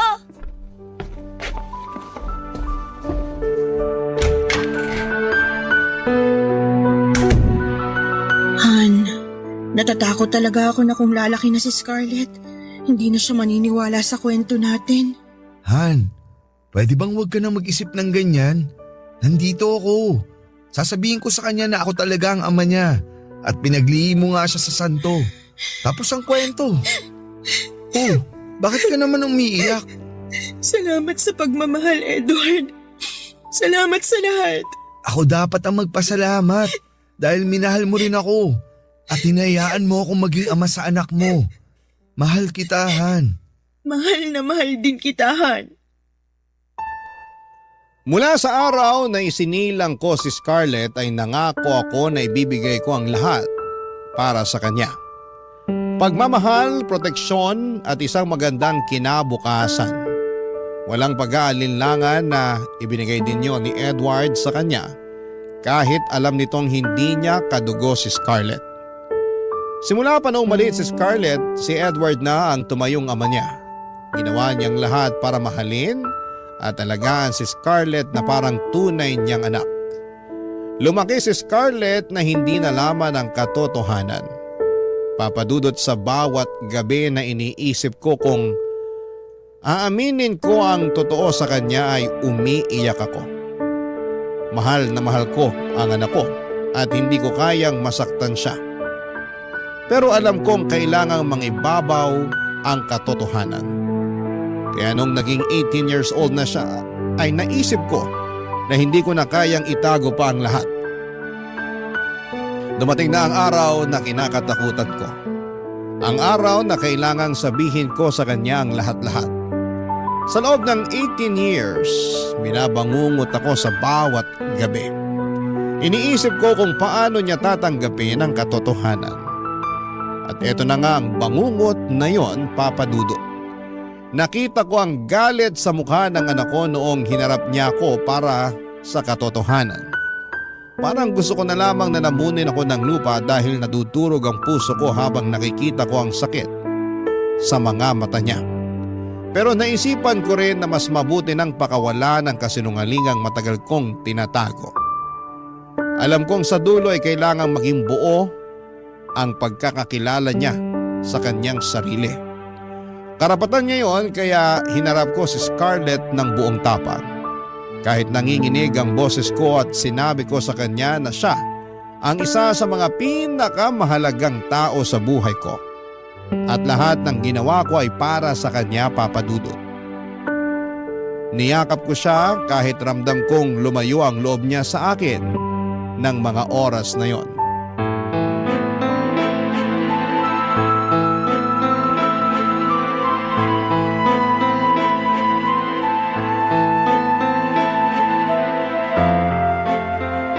Ma, 18 years old na ako. Hindi na ako bata. Sino ba talaga ang tatay ko? Sino? Scarlett, anak. Nung bata pa ako, naging usap-usapan na hindi ako anak ni Papa dahil nga mukha akong anak ng isang kano.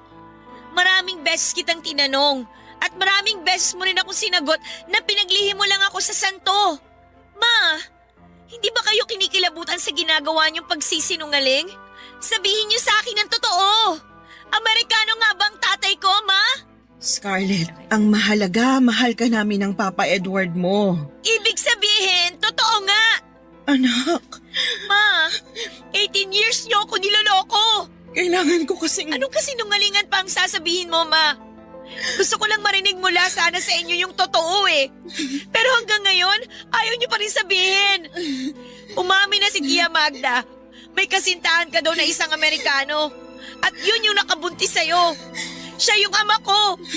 Pero, ang ipinagtataka ko lang, mag-asawa na kayo ni Papa nun, di ba? Ibig sabihin, nangaliwa kayo? Ako yung bunga ng pagtataksil nyo kay Papa. At saka, nagpakamartir si Papa. Inako niya ako at itinuring na tunay niyang anak. Anak, sorry. Sorry. Bakit niya tinago sa akin yun? Totoo ang nalaman mo. Anak kita sa isang Amerikano, si Stephen. Nagmamahalan kami, pero nung bumalik siya sa Amerika, hindi na siya sumulat sa akin. Hindi ko alam kung ano nangyari. Dumating sa buhay ko ang papa mo, minahal niya ako, at doon nagpakasal kami. Pero dumating si Stephen, nagkita kami. Maling nakipagkita pa ako sa kanya, parang bumalik yung dati eh. Akala ko hindi ako mabubuntis kasi isang beses lang namin ginawa yun, pero nabuntis niya ako. Nabuo ka namin. Ma, bakit mo nagawa yun? Gusto ko nang makipaghiwalay sa papa mo noon kasi isang pagtataksil ang ginawa ko, pero tinanggap niya ako. Tinanggap niya tayo. At para sa kanya, galing ka sa dugot laman niya, anak ka ng Papa Edward mo. Han? Scarlett, anak? Oh, bakit kayo nag-iiyakan? Pa, alam ko na po yung totoo. Alam ko nang hindi niyo po ko tunay na anak. Alam kong hindi ako pinaglihis sa mga santo. Kasi anak ako ng isang kano. Hindi! Anak kita, Scarlett! Anak ka namin ng mama mo! Tama na! Mga sinungaling kayo! Scarlett! Scarlett! Hayaan mo muna yung bata. Paano kung may mangyari sa kanya, Han? Masakit para sa anak natin na nalaman niya ang totoo. Hayaan na muna natin siya. Babalik din yun. Pero paano kung hindi na siya bumalik, Edward? Paano kung tuluyan na siyang magalit sa akin? Hindi ko alam kung kaya ko yun. Nakita mo naman kung paano niya ako tingnan kanina, di ba? Puno siya ng galit. Han, makinig ka. Hindi ba dati, galit na galit ako nung una kong nalaman ng totoo? Pero napatawad kita. Hindi naging madali pero nagawa ko. Alam kong kaya rin niya ni Scarlett. Kailangan lang niya ng panahon. Alam kong totoo yan, Han. Pero di bang sakit ang makita ang anak mong nasasaktan eh? Para bang hinugot yung bahagi ng puso ko. Mahal na mahal ko siya. Lahat ng ginawa ko para sa kanya pero ngayon, parang hindi niya yun naramdaman. Hindi yan. Ramdam niya yun. Ngayon, maaaring galit siya. Nalilito. Pero kilala ko si Scarlett. May puso yan. Tulad ng sayo. Mahal na mahal ka niya. Kahit nasaktan siya ngayon, mapapatawad ka niya. Ito talagang kinatatakutan ko, Edward. Dumating na. Lahat ng taon na tiniis ko ang takot at pangamba, parang wala na akong natira para sa sarili ko. Pero eto na nga, wala na akong tinatago. At yan ang mahalaga. Wala ka nang itatago. Wala ka nang bigat na dinadala. Han, ginawa mo na ang tama. At sa dulo, makikita rin ni Scarlett yan. Han, taan na. Han, ano kung mas piliin niyang lumayo? Edward, hindi ko kaya. Hindi mangyayari yan. Kung napatawad kita, kaya rin niyang gawin yun. Ngayon, hayaan mo munang lumipas ang galit niya. Ibigay mo sa kanya ang panahon para humupa ang emosyon niya. Sana nga, Edward. Sana nga. Tandaan mo, mahal na mahal ka ng anak mo. Tuluyang lumaya si Scarlett sa bahay, Papa Dudut.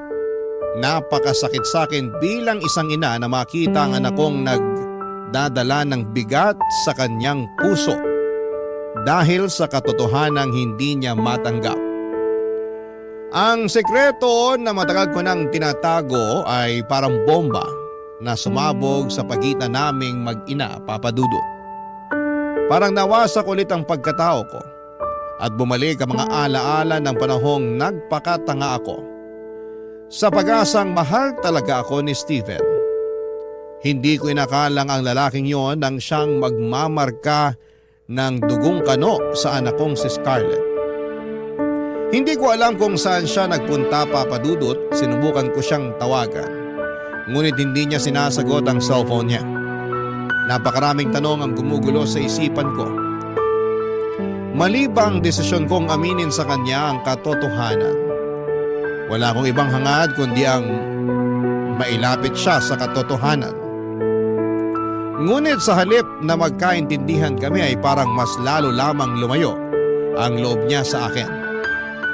Nang mawala siya ay walang minutong hindi ako nag-aalala sa kanya. Kung nakakain na ba siya, may tinutuluyan ba o kung hindi ba siya inaabuso ng ibang tao. Bilang isang ina, isang matinding bangungot ang pag-alis ni Scarlett, Papa Dudut. Parang iniwan ako ng liwanag sa buhay ko.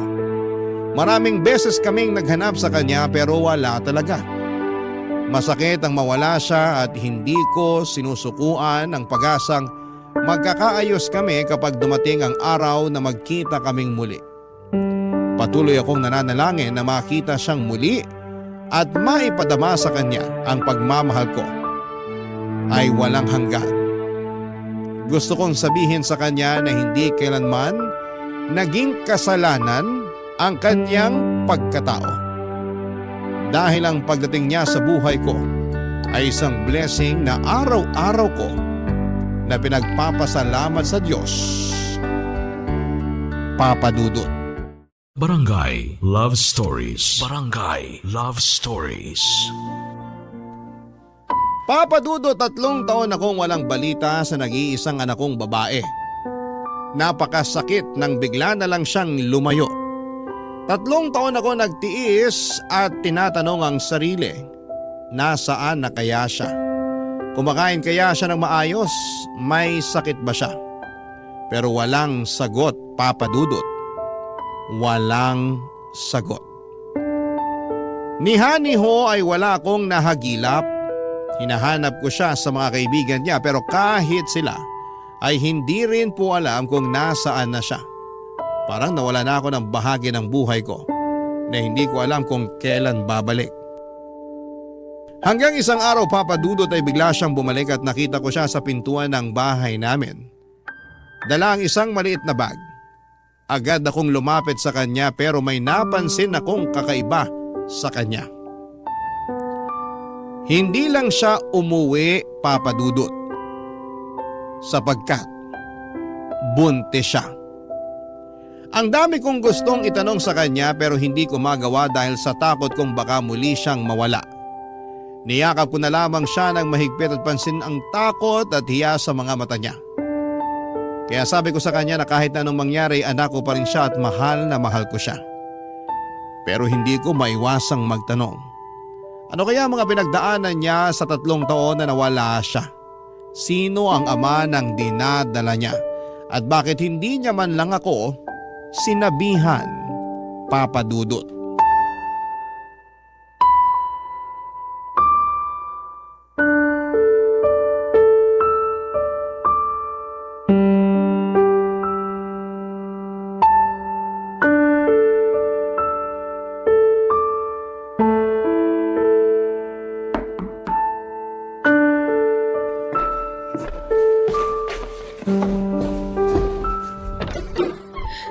Scarlett?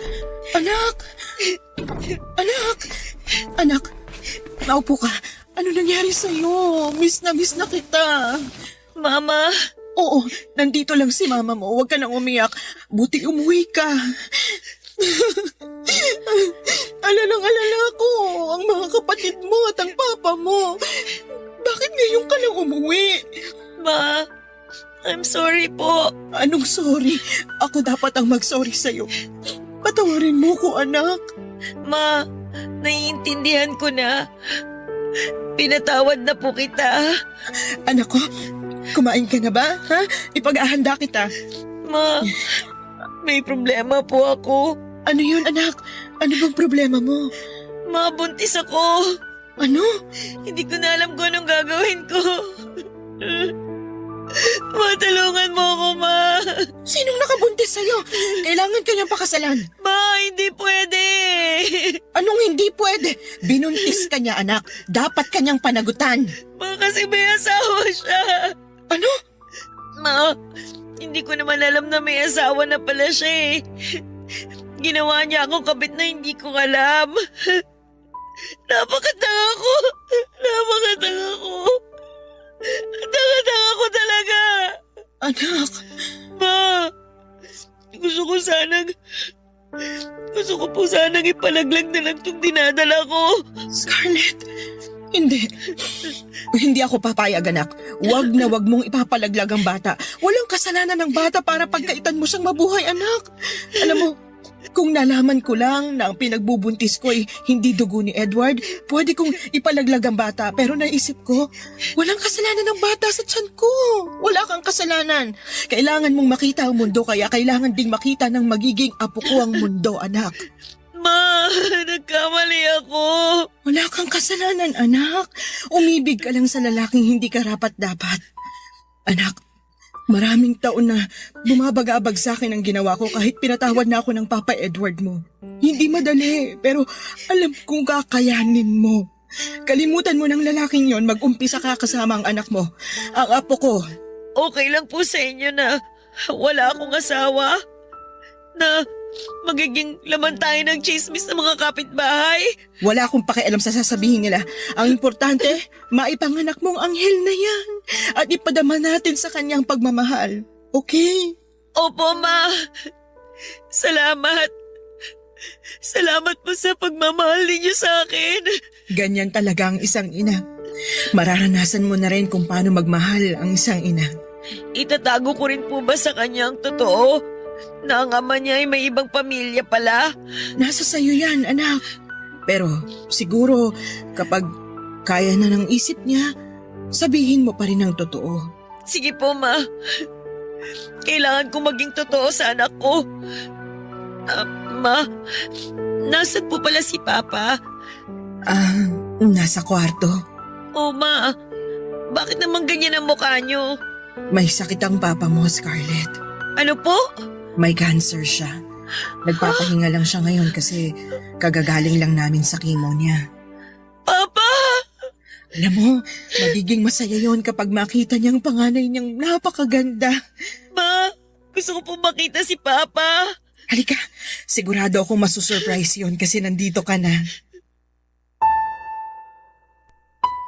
Nang dumating ang araw na bumalik si Scarlett sa bahay namin ay hindi ko mapigilan ang umiyak.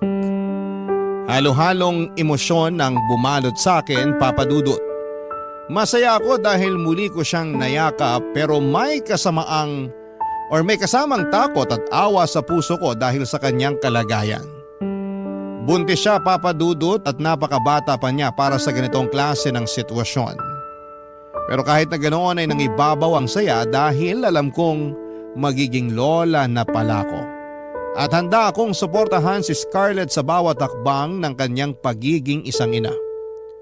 Habang unti-unting bumabalik ang sigla sa aming pamilya, isang masakit na katotohanan ang kinaharap namin. Ang asawa kong si Edward ay may cancer. Alam naming limitado na ang oras na meron siya. Sa bawat araw ay isang laban para sa kanya, Papa Dudut. Ramdam ko ang hirap na dinaranas niya. Pero kahit sa gitna ng sakit ay pinipilit niyang maging matatag para sa amin. Masakit makita siyang nagdurusa. Pero nagpapasalamat ako na sa kabila ng lahat ay nariyan pa rin siya bilang haligi ng aming pamilya. Nang makita ni Edward si Scarlett, hindi ko malilimutan ang ngiti sa kanyang mga mata habang hinahawakan niya ang kamay ng aming anak. Mahal na mahal niya si Scarlett at kitang-kita ko ang kanyang pagmamalasakit. Ang tagpong yon ay tila nagbigay ng liwanag sa kabila ng dilim na nararamdaman namin dahil sa kanyang karamdaman. Pagkalipas ng isang taon ay nakita namin ang napakagwapong anak ni Scarlett. Masayang-masaya si Edward na mayakap ang kanyang apo. Pero sa likod ng masayang tagpong yon ang isang bagay na hindi ko po inaasahan. May inamin sa akin si Edward, Papa Dudut, isang lihim na matagal niyang itinago. Ang nalaman kong yon ang tila sumira sa mundo ko na parang lahat ng pinanghawakan ko ay isang kasinungalingan. Hindi ko alam kung paano ito haharapin, pero isa lang ang sigurado ako. Handa akong gawin ang lahat para sa aming pamilya kahit gaano pa kasakit ang katotohanan, Papa Dudut.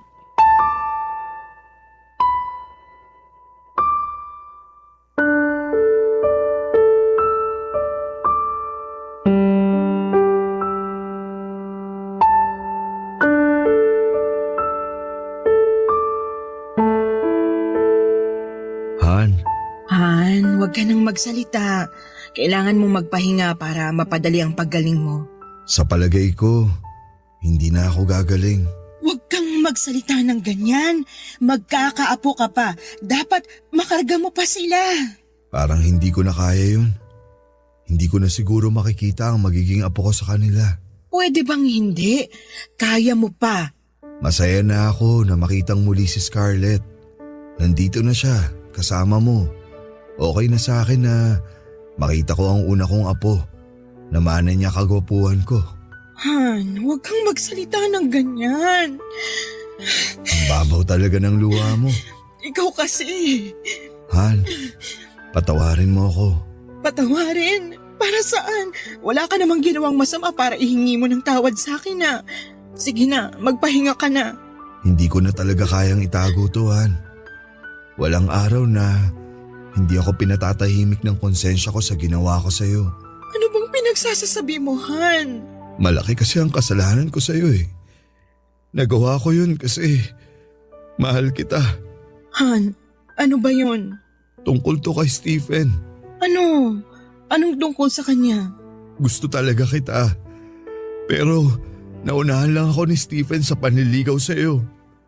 Kaya nung umuwi siya ng Amerika at nang minsang bumisita ako sa post office, nakita ko ang sulat mo. Han, may ginawa ako sa sulat mo. Sorry. Han, anong ginawa mo? Kinuntsaba ko ang kaibigan ko sa post office. Sabi ko, wag na wag niyang ipadala ang sulat mo. At kung may darating mang sulat mula kay Stephen, hindi niya ito ibibigay sa'yo. Ano? Mahal ka ni Stephen. Ginawa ko siyang masama sa iyong mga mata. I'm sorry. Han, bakit? Nagawa ko ang lahat kasi nga mahal kita. Naging madamot ako. Ayaw kitang maging masaya sa kanya. Gusto ko lang na mapasa akin ka.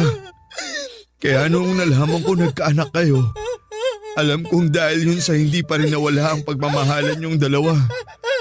Nakokonsensya ako sa araw-araw sa ginawa ko. Tuwing nakikita ko si Scarlett, naalala ko ang ginawa kong pagtutol sa ugnayan niyo ni Stephen.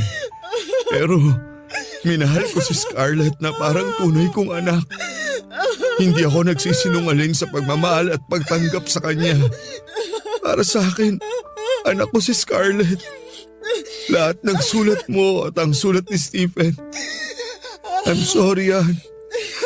Lahat daw yun pagkatapos ko mabasa. Sinusunog ko. Han, Sana mapatawad mo ako. Alam kong hindi mo ako madaling mapapatawad dahil sa ginawa ko. Pero Ann, mahal na mahal kita. sandali lang. Ang sakit sa dibdib. Parang hindi ako makahinga.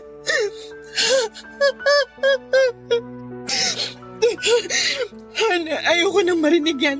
Hindi totoo ang mga sinasabi mo. Ann, I'm sorry. Mahal mo ko, kaya tayo nagpakasal sa isa't isa. Kalimutan mo na yan at isipin mong hindi nangyari yung sinasabi mo.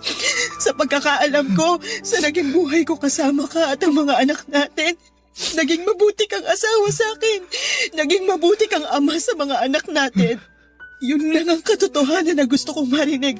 Tinaguyod mo ang pamilya natin ng maayos. Dugot pawis. Hindi man naging perpekto ang pagsasama natin pero alam natin na mahal natin ang isa't isa. May mga pagkakamali tayo. Malaki din ang pagkakamali ko pero kinalimutan mo. Kaya ayokong isipin na nangyari ang sinasabi mo sa akin. Pwede ba? Ma? Pa? Oh, bakit nag-iiyakan kayo? Naaalala lang namin kung paano kami unang naging kami. Alam mo naman. Hay nako, kayo talaga? Nasaan ang apo ko? Nasa kwarto po. Pinatulog ko po muna. Pwede mo bang dalhin dito ang apo ko? Oo naman pa. Scarlett, anak. Mahal na mahal kita at ang anak mo.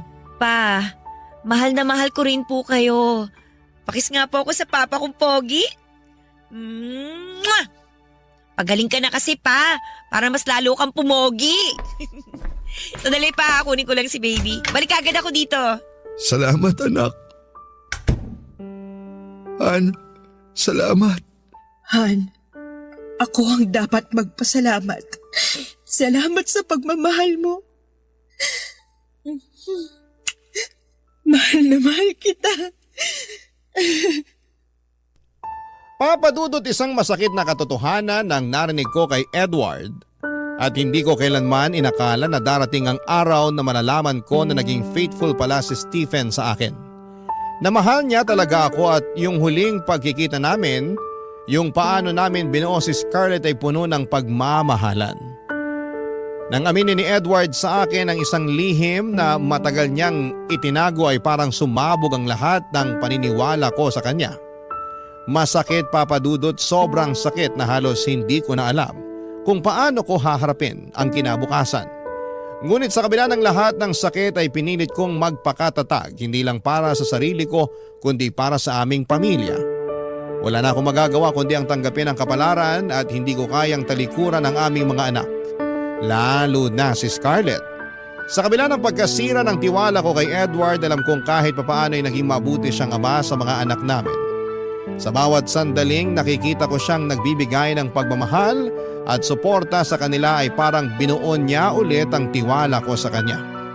Naintindihan ko kung bakit niya ginawa yon, lalo na tuwing nakikita ko kung paano niya itinuring si Scarlett bilang isang anak. Kahit na hindi niya tunay na anak ay hindi mo mararamdaman ang pagkakaiba. At sa kabila ng lahat ng aming problema ay ipinakita niyang mahalaga sa kanya ang pamilya. Pero hindi rin maaalis sa isipan ko na paano kaya kung hindi ginawa ni Edward yung pagsunog ng mga sulat namin ni Stephen. Siguro ay kami pa rin ni Stephen hanggang sa ngayon. Siguro ay nasa Amerika na rin ako at isa ko sa mga babaeng may asawang afam pero wala na. Yon ang sabi ko sa sarili ko. Hindi ko inaasahan na matapos ang maraming taon ay nagkita ulit kami ni Stephen. Pareho na kaming senior nang magkita kami. Nakausap kasi siya ni Scarlett, may sarili na siyang pamilya. Sa aming pagkikita ay parang walang nagbago. Maliban na lamang sa edad at itsura namin. Matatanda na kami at hindi na niya nakita pa si Edward dahil namatay na ito. At hindi ko na rin sinabi sa kanya ang ginawa ni Edward sa mga sulat namin. Hindi man kami nagkatuluyan ay malaking bagay na rin na nagkaroon kami ng anak. Binigyan niya ako ng isang dugong afam na anak. Ang inyong forever kapuso at kabarangay, Dessa.